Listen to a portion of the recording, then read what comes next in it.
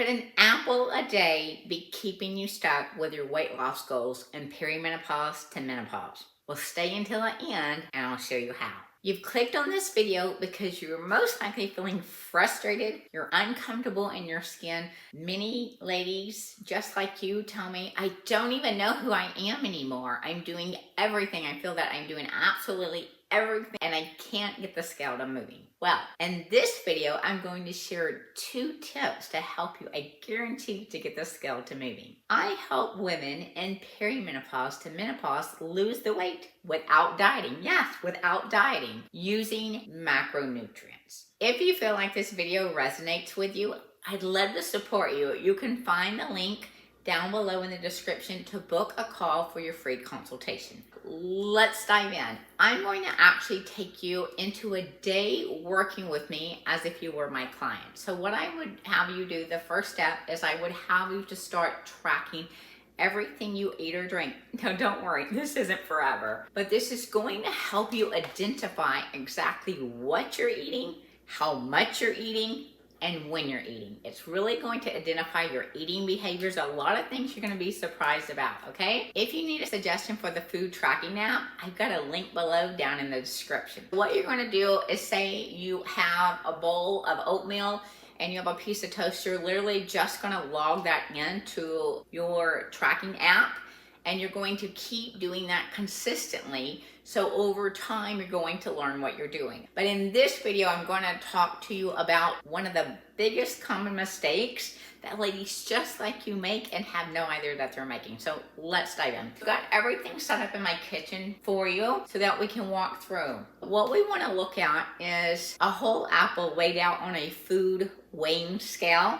This is about 200 grams. What this means is this is exactly 25 grams of sugar. So let me give you context of that. This mini Butterfinger is almost 4 grams of sugar. Consuming an apple, just one apple, is like consuming 6 Butterfingers. But I hear what you're going to say. Yes, an apple is a high nutrient food that does have some fiber, which will slow the effect, and does have some nutrients, but it still contains sugar, just like the Butterfinger. Your body is responding generally the same way if you consume these alone. When you consume any type of sugar, rather that be natural sugar, rather that be a Butterfinger, your body is going to produce insulin, which is triggered from the pancreas. And that insulin is a hormone that's going to help pick up the sugar and transport it like a vehicle into the cell to be used for energy or stored for fat. That's going to be up to you. But this is what we need to understand. When we're consuming a high intake of sugar, it doesn't matter how, quote, healthy it is, it still works in the same way that your body's going to respond, and it's going to store as fat if you don't use that as energy. Most of us are not running marathons and preparing for these long endurance events, so that's not going to work with us. Just to give you more context here, this plate is 15 grams of grapes. That's 4 grapes. That's like 3 grams of sugar. But most of my clients come to me, the ones that are consuming grapes, are consuming 6 to 10 times that amount. That's like 25 to 30 grams of sugar, and they're not just eating grapes, right? A lot of my clients, and even a lot of you watching this, will be putting that with other things that have more sugar. So I also want to walk you through ketchup. I'm not saying you can't have these things. I'm trying to show you that we have to be aware where sugar is. My clients are like, there's no way, I'm not eating sugar. Yeah, we are eating sugar. We have to know where the sugars come from, and that's why we're tracking. If you're tracking your foods, it will tell you how much sugars generally are in those foods, okay? So ketchup, a tablespoon of ketchup is going to be 3 grams of sugar. It doesn't seem like a lot. But how many of you really are just eating a tablespoon of ketchup with your french fries? I'm just saying, how many of you truly just eating a tablespoon of that? I'm gonna walk through and show you just a small pack of cookies. I know a lot of my clients and a lot of you watching this will tell me that you're just eating these small packs of cookies. A small pack of cookies, generally around 12 grams of sugar, and this is on the low end, so you understand that, okay? I want to show you Greek yogurt. A lot of my clients and ladies watching this will be consuming Greek yogurt to try to meet protein needs. But this is even a really high nutrient Greek yogurt we've got here, and we've got 5 grams of sugar and 3/4 of a cup. And very few of you are consuming this by itself. You're adding in fruit with it. Here's the kicker. To lose true belly fat, body fat, change the way our body looks, composition, and perimenopause to menopause, we can't do the same things we used to do to lose weight.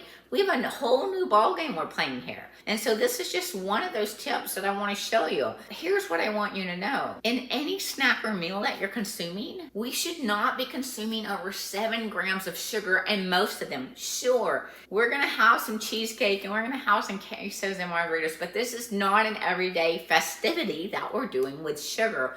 On an average, we want to keep our sugar intake less than 7 grams if we're wanting to truly change the way our body looks. Many of you are wanting to change your body look. You want to be feminine. You want to get the belly fat off. You want to get the back fat off, the big boobs off. You tell me all of these things. And in order to do this, I know you've been told you need to reach your protein. But here's the thing. It doesn't matter if you met your max amount of protein consumption, even with a high nutrient complete protein, you're not going to see results if your sugar intake is too high. Because again, that insulin is going to keep firing. Anytime our body produces insulin and more insulin and more insulin, because it's the natural response to sugar, or even food, then we can literally create our own insulin resistance where the body doesn't recognize it. So then what happens is the sugar keeps building up in the bloodstream, and building up in the bloodstream is how you get the belly fat